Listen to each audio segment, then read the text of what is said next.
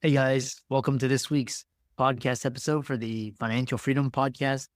And today I really have a special guest, Patrick Rogers. He's a serial entrepreneur and investor. Now he's personally coached hundreds of CEOs, organizations about M&A. So today's talk is going to be all about acquisitions, mergers, or getting a walkthrough through the process and all of the pitfalls to avoid. So I'm really happy to welcome Patrick to the show and bring him on. So Patrick, welcome.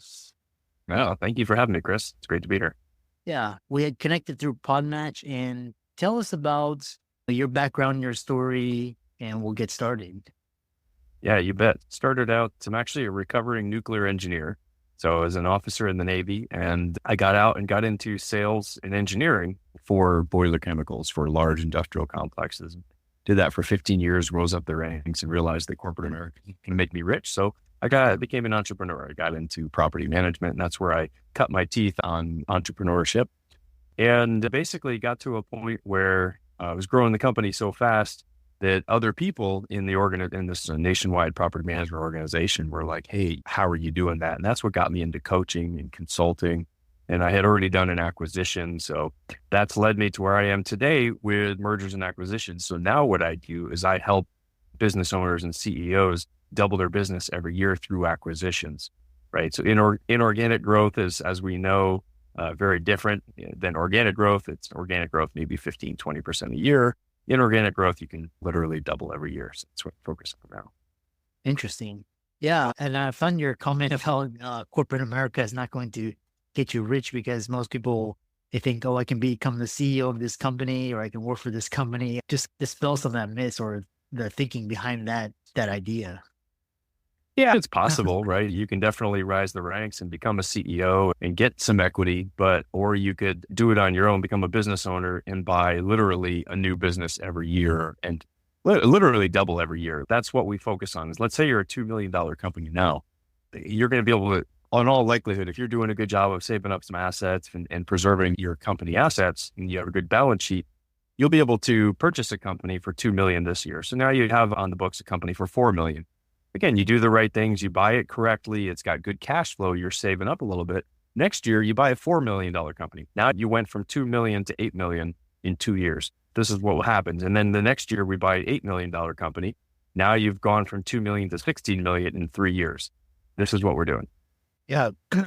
So it sounds like scaling and using other people's time and talent. Just a lot of listeners are interested in what you just said. And so walk them through the acquisition process, benchmarks to look for, all of that. Chris, it's an interesting time. First of all, about why is acquisitions right now such a special time, and why now even versus 8 years ago or 10 years ago? There's a couple things that are happening on before I actually dive into the process, if it's okay. And that's that baby boomers right now are retiring in droves. We're in the middle of the biggest transfer of wealth that history has ever seen. $10 trillion is exiting the baby boomers and being passed down to whichever generation, X, Y, millennials, whoever's going to buy the company. And we're smack dab in the middle of that. So we've got about 5 years left of this transfer of wealth.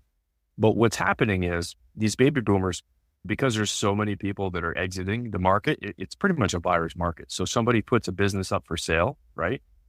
And what happens is they put it up for sale with a broker typically.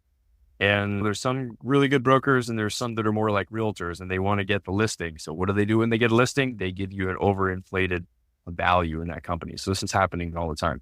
They put it up for sale, and any idea, I'll ask to pose a guest, if you would, what percentage of businesses do you think that are actually put on the market actually sell?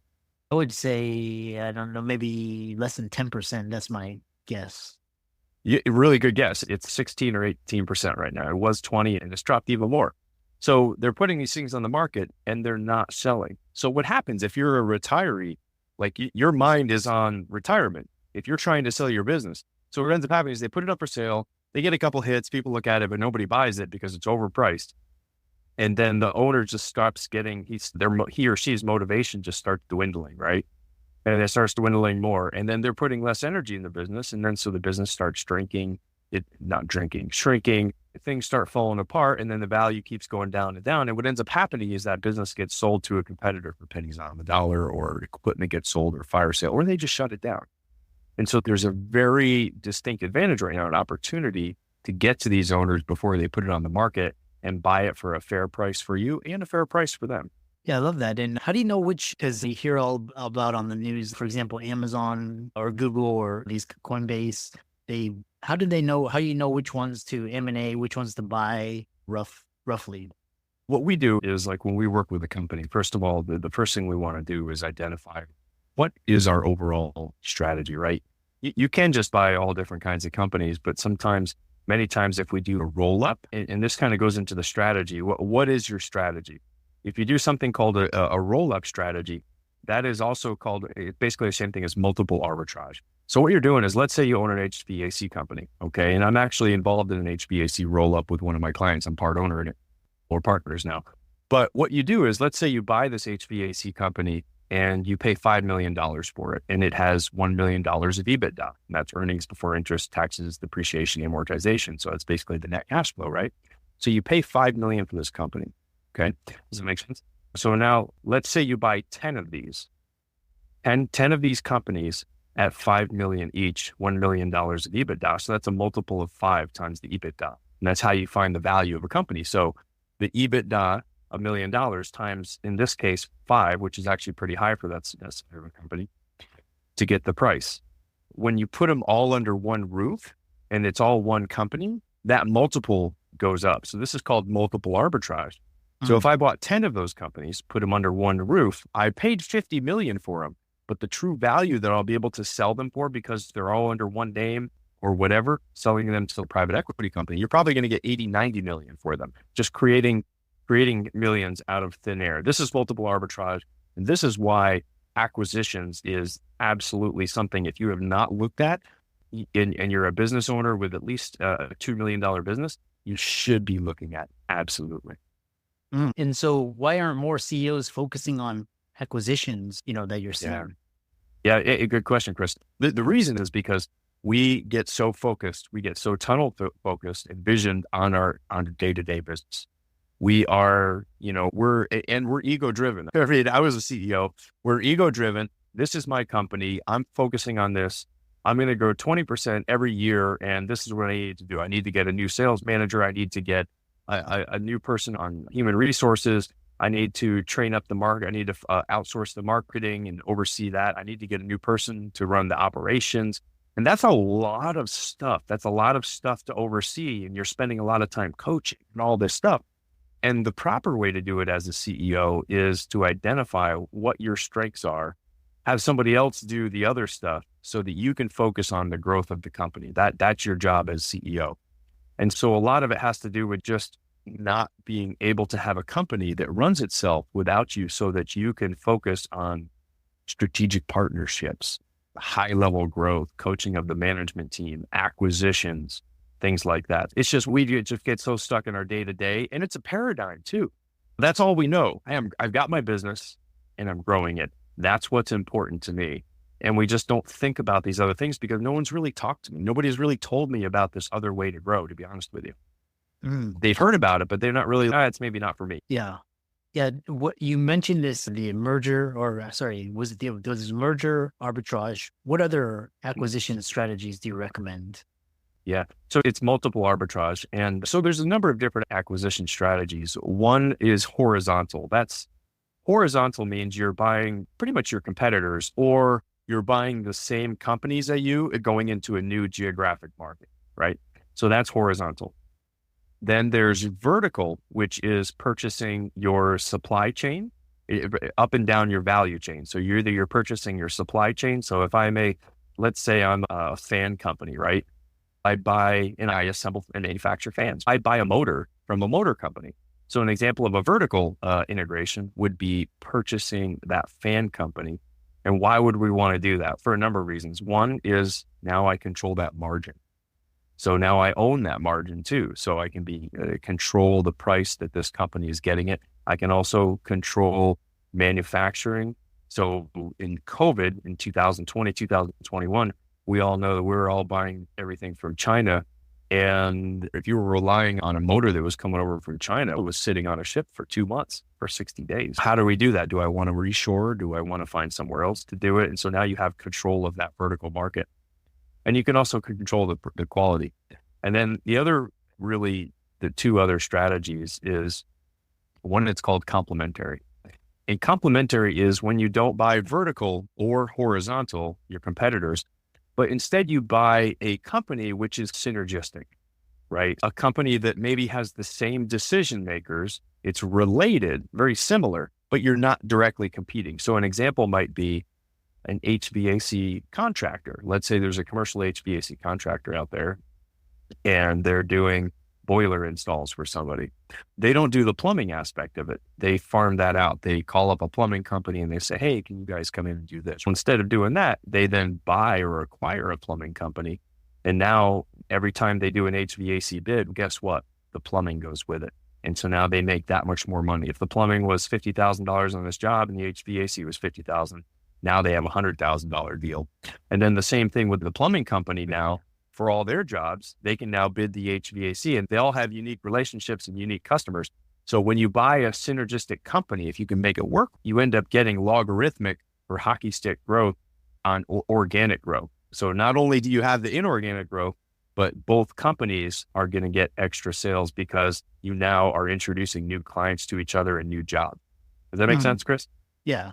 Yeah. I love that idea where you're synergy and you're exponential and you're basically, it's not linear. What are some, so when people are interested, like they say they have a company or a practice, they want to put it up for sale or acquire, where do most acquisitions go south or some of the pitfalls to what's out? Really good question. There's a couple things. One is, especially when you're doing a synergistic, it's different. If I'm buying a competitor or if I'm an HVAC and I'm going to buy another HVAC company and I've got my system down, my processes, I can buy another one and just have it run like my company and just get it going. If I buy a plumbing company, things are going to be different. So when you purchase a company, there's two main areas where it falls down. One is not ensuring that when you buy it, you have a proper team of people that can keep the business going there and they're motivated to run it. So if you purchase a company and you don't have certain things in place like golden handcuffs, or long-term employee management agreements, or a CEO who's already ready to come in and run it, people can leave. They can take their business elsewhere and steal your clients. So going into it, you have to make sure that the people portion of it is rock solid. And part of what we're doing here, we're not just buying a company for you as the CEO to go and run it. That is not what you want to do. That is the absolute last thing you want to do. You want to purchase this company with a solid plan in place. Maybe there was a number two person there, the COO perhaps, who's going to get promoted to the CEO and run the company for you, or whatever that is. That needs to be, or the owner that you're purchasing it from. Maybe you only buy 70% of it and we do some kind of an earn out thing and that owner stays there and runs it for a number of years until you sell it. But here's the biggest place where acquisitions fall down, Chris, and it's due diligence. Owners will tell you all day long that their company is this amazing, wonderful paradise and this beautiful business that you should spend millions and millions of dollars for. And it might be. The truth is we have to do a phenomenal job of due diligence and uncover the areas that it's going to be a risk. And that's the whole purpose of due diligence is because the owners, they'll say that, oh, all you got to do is X, Y, Z, and it's going to grow like crazy. Well, Mr. Owner, why haven't you done that yet? If you're saying all you got to do is do this great Facebook marketing campaign that you say is going to double the business next year, and that's why I should pay top dollar for your company, why haven't you done it yet? What's going on there? What if somebody doesn't buy the company or you already have this in progress? And so in the due diligence phase, what you're doing is you're verifying a number of things. You're looking at the financials. You're making sure that their financials are what they say they are, and they hardly ever are. Hardly ever.